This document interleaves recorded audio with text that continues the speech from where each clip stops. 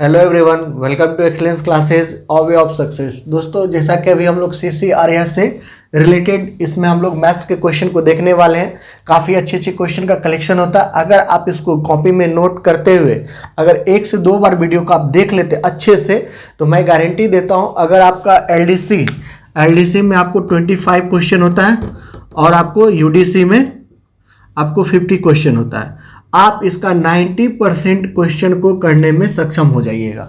ठीक है, लेकिन आपको अच्छे से क्वेश्चन को ईमानदारी पूर्वक देखना है, समझना है। अगर समझ में नहीं आता है तो आप कमेंट कर सकते हैं, तो मैं आपको नेक्स्ट वीडियो में समझाने की कोशिश करूंगा। तो आप 90% जरूर ले आइएगा। ठीक है, चाहे वो LDC का हो या UDC का हो। मैं आपको UDC लेवल तक का क्वेश्चन यहाँ पे करवा रहा हूँ। आपको छोटा से छोटा और बड़ा से बड़ा क्वेश्चन जो आपको पूछे जा सकते हैं, मैं आपको उस तरह का क्वेश्चन लेकर के आता हूँ जो आपको काम आए। ठीक है दोस्तों, और वीडियो को बिना स्किप किए हुए आप बीच में स्किप मत कर दीजिए। ठीक है, आप कंटिन्यू देखिए, आपको फायदा जरूर मिलेगा। ठीक है, चलिए हम लोग स्टार्ट करते हैं।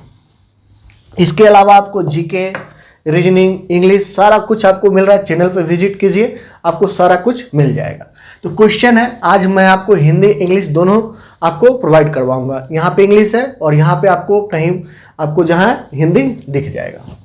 तो देखिए, the largest among the numbers, इसमें आपको देखिए सबसे बड़ा ढूंढना है। ये आपको 4 - √13 √10 - √7, आपको √7 - 2 √13 - √10, इसमें आपको बड़ा ढूंढना है। तो ऐसे क्वेश्चन जब अचानक आ जाए, नंबर सिस्टम से आपको ऐसे क्वेश्चन दे दिया जाए, तो आप कैसे बनाइएगा? इस क्वेश्चन को कैसे बनाइएगा बताइए। आप क्वेश्चन बनाते हैं तो आप कमेंट में आंसर जरूर बताइए कौन सा इसमें लार्जेस्ट होगा, छोटा होगा, बड़ा कौन सा होगा। लार्जेस्ट मतलब सबसे बड़ा कौन होगा। तो इसमें देखिए, ऐसे क्वेश्चन को बनाने के लिए अगर मेरा आप वीडियो कंटिन्यू देख रहे होंगे तो ऐसे तो मैं आपको ऐसा क्वेश्चन बताया हूं, आज फिर मैं आपको अच्छे से समझा देता हूं। देखिए, इसको 4 को √16 लिखेंगे तो कोई दिक्कत होगा? नहीं होगा। और -√13 यहाँ पे है। उसके बाद देखिए, √10 जो है वैसे हम लिख देते हैं, -7, आपको √7 और 2 को √4 लिख देंगे तो कोई दिक्कत नहीं, और √13 और √10। अब एक देखिए, तीन सब में आपको क्या कॉमन दिख रहा है? अगर 16 में से 13 को घटाइए, यानी 16 में से 13 को घटाइएगा, माइनस कीजिएगा, तो क्या आएगा? 3 आएगा। माइनस करके 3 आएगा। 10 में से रूट हटा करके √10 में से √7 को 10 में से 7 को घटाइएगा तो 3 आएगा। 7 में से 4 को घटाइएगा, आपको 3 आएगा। 13 में से आपको 10 घटाइएगा तो आपको 3 आ रहा है। इसका मतलब सबका जो डिफरेंस है वो क्या आ रहा है? 3 आ रहा है। तो ये क्वेश्चन सॉल्व करने में आपको अब आसानी होगी। इस तरह का जब भी कॉम्बिनेशन बने तो आपको क्या करना है, जिसका भी मल्टीप्लिकेशन यानी जिसका भी गुणनफल यानी गुना करने के बाद जो सबसे ज्यादा होगा वो छोटा होगा। ठीक है दोस्तों, वो छोटा होगा, स्मॉल होगा, और जो कम होगा जिसका गुणनफल वो क्या होगा? आपको बड़ा होगा। जिसका गुणनफल आपको ज्यादा होगा वो छोटा होगा, जिसका गुणनफल आपको छोटा होगा वो आपको पूरे इसमें ये आपको वो बड़ा होगा। तो अब बताइए, इसको मल्टीप्लाई कीजिएगा तो कितना होगा? इसको देख लेते हैं, यानी 17। हमको तो बड़ा ढूंढना है, तो जिसका मल्टीप्लिकेशन छोटा होगा उसको देख लेते हैं, यानी 130। और इसको भी मल्टीप्लाई कीजिएगा तो ज़्यादा होगा, तो यहाँ पे सबसे बड़ा कौन सा हो जाएगा? ये वाला। तो ऑप्शन देख लीजिए, यानी इसको लिखे थे ना आप, ये C नंबर इसका आंसर हो जाएगा। छोटा वाला अगर पूछता तो इसको मल्टीप्लाई कीजिए, इसको मल्टीप्लाई कीजिए, यानी ये सबसे ज़्यादा मल्टीप्लाई करके आपको आएगा, तो इसमें छोटा कौन सा हो जाएगा? ये हो जाएगा। ये आपको छोटा हो जाएगा, यानी स्मॉल हो जाएगा। आपको लार्जेस्ट पूछा है, लार्जेस्ट आपको ये वाला हो गया, ऑप्शन नंबर C। उम्मीद है कि आप इस क्वेश्चन को समझ गए। इसी तरह से आपको ये प्लस दे देता, और प्लस में अगर ऐड करके आपको इक्वल आता है, ठीक है, तो उसमें क्या होता है? उसमें जिसका गुणनफल आपको बड़ा होगा वही बड़ा होगा, जिसका गुणनफल आपको छोटा होगा वही आपको छोटा होगा। लेकिन आपको जैसे प्लस देगा, प्लस देने के बाद उसका प्लस जो है आपको जैसे √16 और √13 दे दिया, √10, और इसको जो प्लस कीजिएगा ये आपको सेम आना चाहिए। ठीक है दोस्तों, सेम आना चाहिए। जैसे मान के चलिए यहाँ पे ये √8 √5 है, उसके बाद √10 और √3 है, तो ये देखिए आपको क्या 8 8 और 5 कितना होगा 13 होगा, 10 + 3 कितना होगा 13 होगा। इसका मतलब दोनों का सम क्या है आपको इक्वल है। इसका मतलब जिसका मल्टीप्लिकेशन आपको छोटा होगा वही छोटा, और जिसका मल्टीप्लिकेशन बड़ा होगा वही इसमें बड़ा होगा। इसमें बड़ा कौन सा हो जाएगा, ये आपको 30 है, ये 40 है, यानी इसमें बड़ा ये हो गया। ठीक है, उम्मीद है कि आप सारा क्वेश्चन जो भी मैं आपको बता रहा हूँ वो समझ गए। अब चलिए नेक्स्ट क्वेश्चन को देखते हैं और सीखते हैं। तो चलिए अब हम नेक्स्ट क्वेश्चन को देखते हैं और इसको अच्छे से समझते हैं। इस तरह का क्वेश्चन मेरा अगर सेट 2 अगर देखे होंगे तो इससे काफी थोड़ा हाई लेवल का क्वेश्चन मैं आपको वहां पे करवाया था। तो मैंने वहां पे बताया था आपको इस तरह का क्वेश्चन 2-4 लेकर के मैं आपको पूरे अंडरस्टैंडिंग करवा दूंगा, जिससे आपको इस तरह का क्वेश्चन एग्जाम में आए तो आप आसानी से सॉल्व कर पाए, चाहे वो बड़ा से बड़ा है या छोटा से छोटा है। तो देखिए क्वेश्चन क्या करा, आप हिंदी में भी पढ़ लीजिएगा। The average of 12 numbers is 36। आपको 12 नंबर का एवरेज दिया हुआ है 36। उसके बाद the average of first 7 number आपको दिया हुआ कितना 29। उसके बाद करा the date of the last 4 number is, आपको लास्ट 4 नंबर का एवरेज कितना दिया हुआ 45। ठीक है दोस्तों, तो अब हमको ये देखना है 7 का आपको ये दिया हुआ, 4 का इतना दिया हुआ है। अब कह रहा व्हाट इज द 8 का, आपको 8 नंबर, आपको 8वां नंबर जो होगा इसका क्या होगा, ये आपसे फाइंड करने के लिए बोल रहा है। तो ऑप्शन देख लीजिए 53, 49, 58, 50 है। तो इससे क्वेश्चन को मैं वहां पे बताया था, इसको और इसको कंपेयर कीजिए, देखिए कितना ज्यादा है, इससे कितना ये ज्यादा है आपको 7 प्लस में है, और ये देखिए 45 से कितना कम है, यानी आपको -9। ठीक है, तो अब ये देखिए इसको मल्टीप्लाई कर देते हैं, कितना आया 49। वहां पे भी मैं आपको अच्छे से समझाया था, और यहां देखिए 4 से इसको मल्टीप्लाई कर देंगे, यानी माइनस कितना 36, और इसको घटा लीजिए यानी 3 और ये 1 इतना आया। और लास्ट आपको ये देखिए 7 4 11 हो गया, आपको 12, यानी आपको एक नंबर ही बचा, और वो एक नंबर कौन सा है, ये 8th नंबर है। ठीक है, तो 8th नंबर निकालने के लिए क्या करेंगे, यानी 36 कितना नंबर है, एक ही नंबर बचा, इंटू 1 और इसको ऐड कर देते हैं, यानी ये आपको नंबर फाइंड हो जाएगा। यानी कितना आ गया आपको 49 ही आ गया। तो ऑप्शन नंबर आपका बी सही है। उम्मीद है कि आप इसको समझ गए। एक बार फिर से मैं आपको थोड़ा सा बता देता हूं। देखिए 12 नंबर का एवरेज दिया हुआ है आपको, 12 नंबर का 36, उसके बाद 7 नंबर का आपको 29 दिया हुआ, 4 का आपको 45 दिया हुआ। क्या किए, पहले इसको कंपेयर करके यहाँ पे जो प्लस माइनस आया वो कर दिए, उसका जितना नंबर ये था इसको इसके साथ मल्टीप्लाई किए, यहाँ लिख लिए, इसको इसके साथ मल्टीप्लाई करके इसको लिख लिए। ऐसे आप इसको मल्टीप्लाई कीजिएगा, इसको मल्टीप्लाई कीजिएगा, इसको मल्टीप्लाई कीजिएगा, फिर टोटल को ये दोनों को ऐड करके इसमें से घटाइएगा, जो घटा करके आएगा वही आपको ये आंसर होगा। आप ऐसे भी कर सकते हैं, लेकिन यहाँ पे हम क्या किए, छोटा करने के लिए यहाँ पे पहले कंपेयर कर लिए, इतना ही 7 इतना मतलब ज्यादा होगा, इतना ही 4 जो है आपको -36 आपको ये इसमें ये -36 आ गया।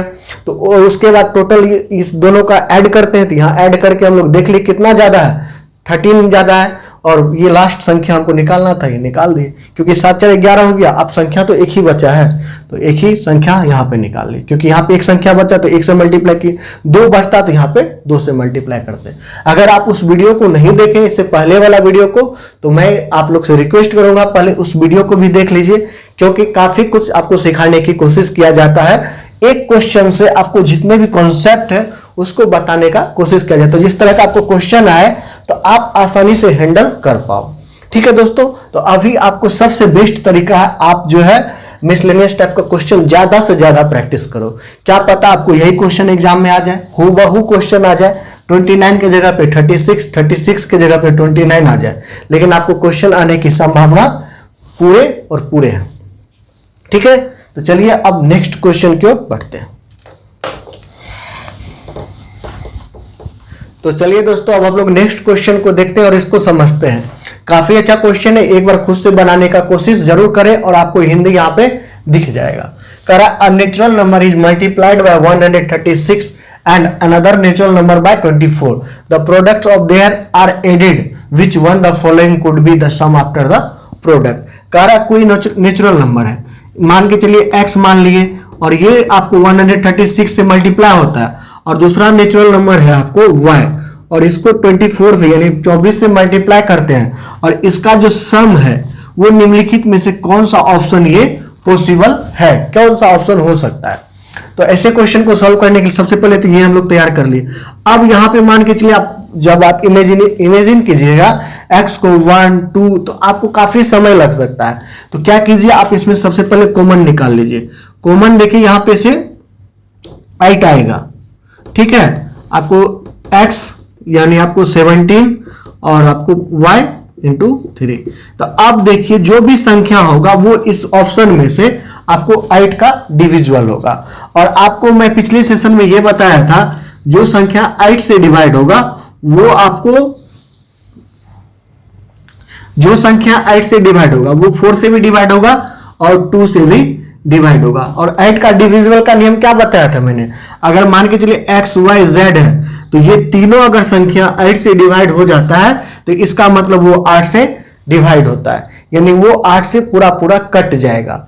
अगर 4 का क्या बताया था y z, अगर मतलब मान के चलिए जो संख्या आपको ये दो नंबर आपको 4 से डिविजिबल है, जिसका मतलब कितना भी संख्या दे दे यहाँ पे वो आपको 4 से डिवाइड होगा ही होगा। लेकिन यहाँ ध्यान देने वाली बात है, 8 से जो संख्या डिवाइड होगा वो 4 से डिवाइड होगा, लेकिन ये जरूरी नहीं है जो संख्या आपको 4 से डिवाइड होगा वो 8 से डिवाइड हो। मान के चलिए 4 से डिवाइड होता है, 8 से डिवाइड होगा नहीं होगा। अगर 2 जो भी संख्या 8 से डिवाइड होता है वो 2 से डिवाइड होगा, लेकिन ये जरूरी नहीं है जिससे 2 जिसको डिवाइड करेगा आपको वो 8 भी उसको डिवाइड करे। ठीक है दोस्तों, उम्मीद है कि आप मेरी बात को समझ गए होंगे। अब यहां पे देखिए 8 का डिविजिबल कौन सा है, सबसे पहले देख लीजिए ये तो कट गया, और लास्ट का 3 डिजिट डिवाइड करके देख लीजिए इसमें, इसमें और इसमें। तो यहां देखिए ये नहीं कटेगा, 30 आ जाता है, ये भी नहीं कटेगा, आपको 20। ऑप्शन एक ही बचा है ये वाला, और ऑप्शन यही होगा। इसको 8 से डिवाइड कीजिए, ये आपको डिवाइड हो जाएगा। देख लीजिए 5 7 और 2 यानी कट रहा है। ठीक है दोस्तों, तो उम्मीद है कि आप इसको समझ गए। यही क्वेश्चन कह रहा था, इसका मतलब ये जो इसका सम जो है इतना हो सकता है, और भी हो सकता है, लेकिन ये भी पॉसिबल है। ठीक है, उम्मीद है कि आप समझ गए होंगे। चलिए अब नेक्स्ट क्वेश्चन को देखते हैं।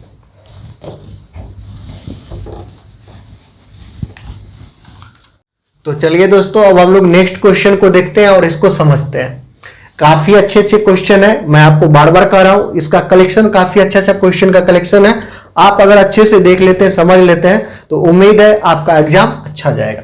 कह रहा while selling a cloth a shopkeeper gives a discount of 22%. If he gives discount of 26%, he earns Rs 15 रुपए।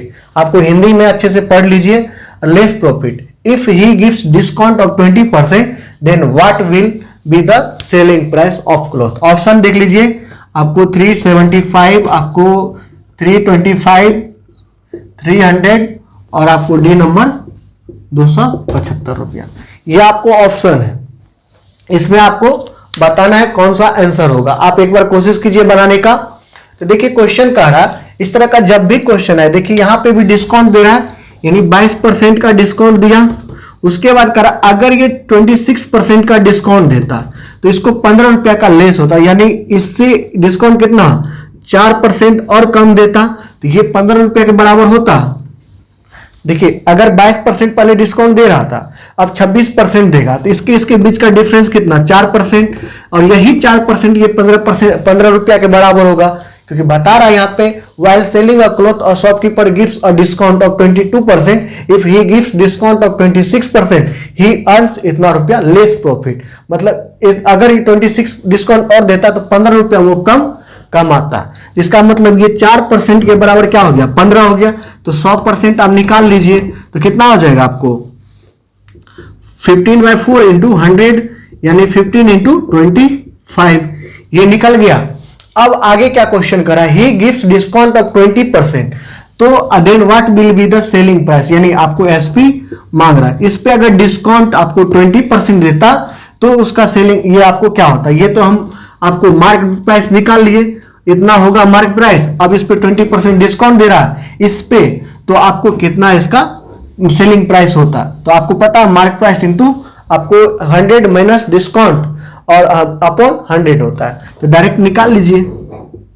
25 डिस्काउंट कितना दे रहा है 20% यानी 80/100, इसको सॉल्व कर लीजिए 4 और ये 20, यानी 300 इसका आंसर आ जाएगा। यानी सेलिंग प्राइस आपका क्या हो गया 300। क्या हो गया 300। उम्मीद है कि आप अच्छे से क्वेश्चन को समझ गए। अगर समझ गए तो आप कमेंट में यस लिख सकते हैं, अगर नहीं समझे हैं तो आप अपना प्रॉब्लम बताएं, मैं आपको किसी न किसी माध्यम से उसको इंप्रूव करने का कोशिश करूंगा। चाहे आपको नेक्स्ट वीडियो में ही आपको क्वेश्चन ही हूबहू फिर दोबारा आपको समझा देंगे। ठीक है दोस्तों, तो चलिए, या फिर आप व्हाट्सएप ग्रुप पे और मैं आपको बोल रहा हूं टेलीग्राम चैनल पे जुड़ जाएं और वहां पे भी आप अपना कुछ भी प्रॉब्लम हो तो शेयर कर सकते हैं, मैं आपको वहां पे पर्सनली हेल्प करूंगा। चलिए नेक्स्ट क्वेश्चन को देखते हैं। तो चलिए दोस्तों, अब हम लोग नेक्स्ट क्वेश्चन को देख रहे हैं और इसको समझते हैं।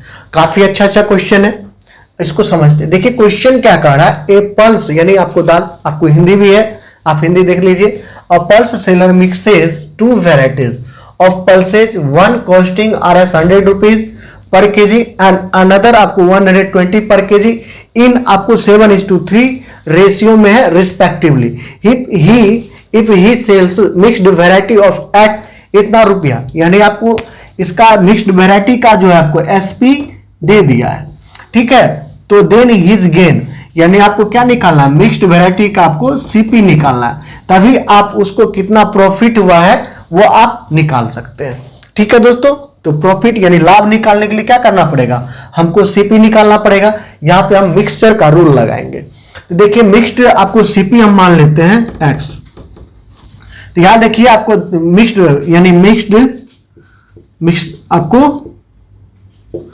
मिक्स्ड वैरायटी का, ठीक है दोस्तों, मिक्स्ड वैरायटी का हम लोग ये एक्स मान लेते हैं सीपी, ठीक है। मिक्स्ड वैरायटी का हम लोग सीपी मान लिए एक्स, और मिक्स्ड वैरायटी का आपको जो है ये दिया हुआ है आपको एसपी यानी विक्रय मूल्य दिया हुआ है। तो आपको अलग अलग जो है दोनों का कॉस्ट प्राइस दिया हुआ 100 रुपया, और आपको एक का दिया हुआ आपको 120, यानी एक 100 दिया हुआ एक 120 दिया हुआ, ये एक्स मान लिए। तो ये मिक्सर का ये फॉर्मूला होता है, क्या होता है, इसमें से इसको घटाते हैं 120 माइनस एक्स, और इसमें से इसको घटाते हैं, ये रेशियो में, और ये 100, और इसका रेशियो यानी पर केजी दिया हुआ, और ये जो रेशियो दिया हुआ है ये 7:3 में दिया हुआ है, यानी 120 minus x upon x minus 100 equal to 7/3। और यहां से आप x का वैल्यू फाइंड कर सकते हैं, ठीक है। यहां से हम x का वैल्यू फाइंड कर लेते हैं, निकाल लीजिए आप, यानी 360 माइनस 3x 7x आपको माइनस 700, तो इतना आ गया आपको कितना, 360 माइनस 3x इक्वल टू आपको 7x माइनस आपको 700। तो ये देखिए इसको इस साइड भेजिएगा, इसको इस साइड भेजिएगा, यानी 7 और 3 जुड़ जाएगा, यानी 10x हो जाएगा, और ये कितना हो गया 1060, ये आ गया x का वैल्यू आपको 106।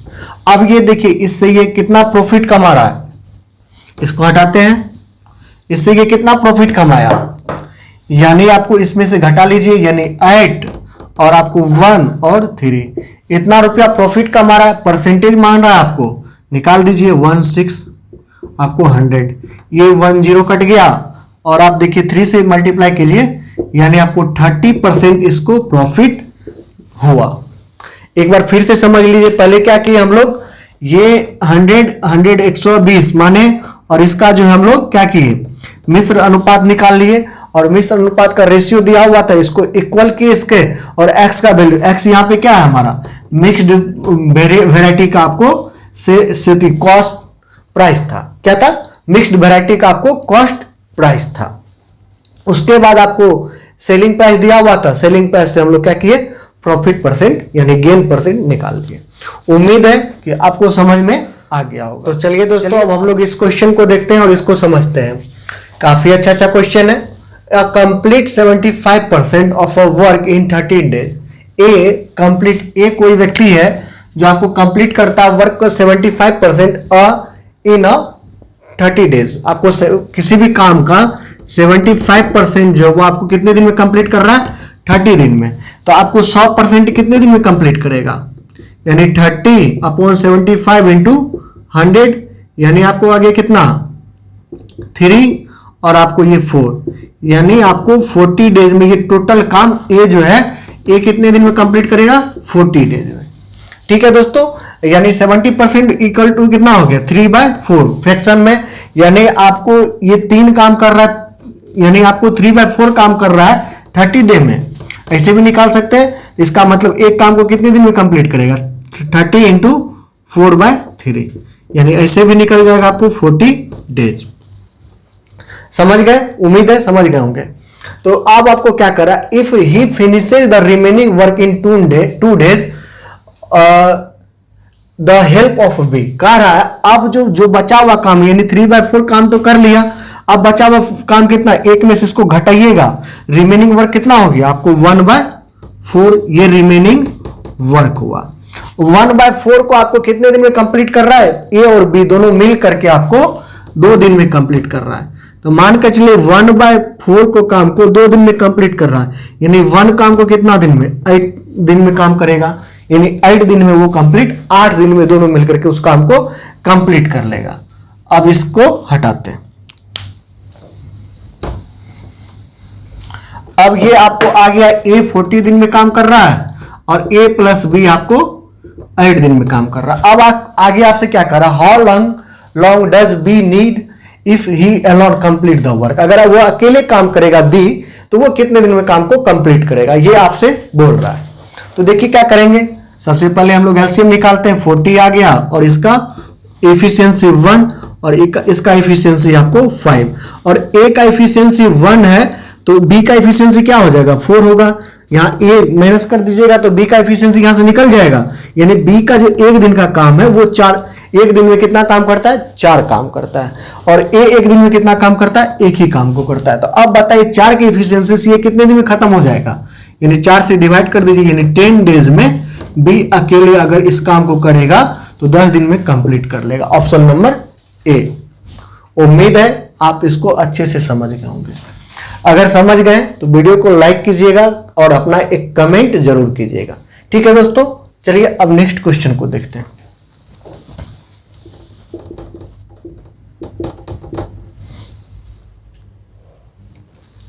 अब जो क्वेश्चन है ये देखिए काफी छोटा क्वेश्चन है, इस तरह का भी क्वेश्चन आपको एग्जाम में पूछ लेता है। क्वेश्चन है A upon B equal to इतना, B upon C equal to इतना, तो आपको ए बी और सी का रेशियो मांग रहा है। आपसे ऐसे भी दे सकता है, आपको यहां पे ये ए प्लस ए रेशियो ये दे दिया कुछ भी, B plus C sorry B A ratio B दे दिया इतना, बी रेशियो सी समथिंग दे दिया, सी रेशियो डी समथिंग दे दिया। तो आपसे पूछेगा A ratio B ratio C ratio D. तो अभी जो मैं आपको रूल बता रहा हूं उस रूल को अगर सीख लेते हैं तो आपको ये भी क्वेश्चन आपसे इजी वे में बनने लगेगा। तो चलिए पहले इस क्वेश्चन को सॉल्व कर लेते हैं, और तब तक आप सीख लीजिएगा। तो नेक्स्ट वीडियो में मैं आपको इस पे भी बेस्ड क्वेश्चन लेकर के आऊंगा। तो यहां देखिए ए रेशियो बी दिया हुआ, सबसे पहले क्या करेंगे, इस सबको लिख लेते हैं। ए रेशियो बी तो कितना है 9:11, और बी रेशियो सी कितना दिया हुआ आपको, 5:9। तो यहां पे क्या करते हैं, डायरेक्ट आप पहले ये लिख लीजिए A ratio B ratio C, यानी ए अनुपात बी अनुपात सी, और जो जिसका जैसे है वैसे लिख दीजिए 9 और ये 11। अब यहां देखिए ये कितना 5 है और ये कितना है 9 है। अब इसके आगे बॉक्स खाली है और इसके आगे बॉक्स खाली है, तो जिसके आगे बॉक्स खाली होगा उसको लिख देना, यहां पे 5 और यहां पे 11। ठीक है दोस्तों, अब सबको मल्टीप्लाई कर दीजिए, यानी मल्टीप्लाई कर दीजिए तो ये कितना आ गया 45 और ये कितना आ गया 55 और ये आपको 99। तो ये देखिए ऑप्शन अगर ये मिल जाएगा आपको ऑप्शन में, और यही इसका आंसर होगा। कोई भी कॉमन इसमें नहीं आ रहा है, कॉमन आता तो यहां पे निकाल देते, यही आपको ऑप्शन में रहेगा और आप आसानी से इसको सॉल्व कर लीजिएगा। एक बार क्या बताया मैंने आपको देख लीजिए, इस तरह का जब भी दिया रहे तो ये लिख लीजिए ए अनुपात बी अनुपात सी। अब उसके बाद जिसके नीचे जो है वो लिख दीजिए, एक बार 9:11 है, उसके बाद आपको 5 है और 9 है, इसको मल्टीप्लाई कर दीजिए, इसके आगे बॉक्स खाली है उसको लिख दिए, इसके आगे बॉक्स खाली था इसको लिख दिए, इस दोनों को मल्टीप्लाई कर दिए, इस दोनों को मल्टीप्लाई कर दिए, इस दोनों को मल्टीप्लाई कर दिया, और यहां आ गया जो आंसर हमको लाना था। तो उम्मीद है आप इसको समझ गए हैं, और समझ गए तो नेक्स्ट जो मैं आपको वीडियो में क्वेश्चन लाऊंगा तो आप एक बार खुद से सॉल्व करने की कोशिश कीजिएगा। तो चलिए आगे बढ़ते हैं। अब जो आगे क्वेश्चन है इसको देखते हैं, कह रहा एरिया ऑफ रेक्टेंगल इज इतना, यानी 420, और if length is greater than the width by 1 centimetre then find the perimeter of rectangle. सबसे पहले एरिया क्या होता है रेक्टेंगल का? रेक्टेंगल क्या होता है? एक आपको आयत होता है जिसका लंबाई बड़ा हो और चौड़ाई छोटा हो, यानी इसका जो आपको L और B, एरिया क्या होता है L इंटू बी। इसका पेरीमीटर क्या होता है? Perimeter 2 into L plus B, और इसका विकर्ण यानी डायगोनल क्या होता है? Root under L square plus B square. ठीक है दोस्तों, इतना आपको ध्यान में रखना पड़ेगा आपको रेक्टेंगल के लिए। तो अब देखिए क्या कह रहा है क्वेश्चन। अब क्वेश्चन कह रहा है जो अगर if length is greater than width by 1 centimetre, अगर लेंथ आपको विड्थ से, अगर ये b है और मान के चलिए ये x है और ये x प्लस 1 होगा, ये इससे बड़ा है कितना? 1 सेंटीमीटर। अगर ये 2 है तो ये 3 है, ये 4 है तो ये 5 है, ये 6 है तो ये 7 है, ऐसा बोल रहा है। तो then find the perimeter of rectangle, और आपको एरिया दिया हुआ है यानी x plus 1 into x is equal to आपको 420। अब आपसे पेरीमीटर मांग रहा है, इसमें आप वैल्यू निकालना पड़ेगा। इसको ऐसे कैसे निकालिएगा? तो आपको यहाँ पे दो घात समीकरण निकल जाएगा, यानी x square plus x equal to ये 420। तो ऐसा कुछ कीजिए, एज्यूम कीजिए कोई संख्या यहाँ पे रख करके आप देख लीजिए। सबसे पहले इसको तोड़ने का कोशिश कीजिए। देखिए आपको 42 इंटू 10 लिख सकते हैं, इसको 21 इंटू 20 लिख सकते हैं। ठीक है दोस्तों, 42 को क्या लिख दिए? 21 इंटू 2 इंटू 10। तो अब ये देखिए एक बार ये हो गया 21, और ये अगर x को हम 20 मान लेते हैं तो ये 21 हो जाएगा। तो यहां आप इसको तोड़े तो ये आपको पता चल गया, या आप इसको सॉल्व कीजिएगा तो भी आएगा, या फिर कुछ आप स्मार्ट वर्क कीजिए। स्मार्ट वर्क ये करने पे आपको ये आसानी वे में, इजी वे में आपको फाइंड हो जाएगा। यानी आपको क्या मांग रहा है? पेरीमीटर, और पेरीमीटर का क्या होता है? ये फॉर्मूला 2 इंटू आपको ये कितना हो जाएगा 41, यानी 82 आपको आंसर आ जाएगा, ये बी नंबर। तो चलिए आज यही रखते हैं, फिर आगे नेक्स्ट वीडियो में आपको फिर मिलेंगे और अच्छे अच्छे क्वेश्चन इसी तरह से आपको एकदम छोटा से छोटा, आपको हाई से हाई, ये नहीं मैं आपको सिर्फ लो लेवल का क्वेश्चन करवा दूं या फिर हाई लेवल का क्वेश्चन करवा दूं, आपको हर तरह का क्वेश्चन मैं करवाने का कोशिश कर रहा हूं, जिससे आपका एक अंडरस्टैंडिंग डेवलप हो पाए और आप एग्जाम में अच्छा कर पाओगे। मेरी यही उम्मीद है और यही सोच करके मैं आप लोगों के लिए ऐसे क्वेश्चन का कलेक्शन करके लेके आता हूं जो आपको कुछ फायदा हो सके। अगर आपको फायदा हो रहा है, आप सेट बना रहे हैं, आपको फायदा लग रहा है, तो आप वीडियो को लाइक जरूर कीजिएगा और अपने दोस्तों के साथ शेयर भी कीजिएगा। अगर चैनल को सब्सक्राइब नहीं किए तो चैनल को सब्सक्राइब भी अवश्य कर लीजिएगा। चलिए मिलते हैं नेक्स्ट वीडियो में, तब तक के लिए bye bye, take care, all the best.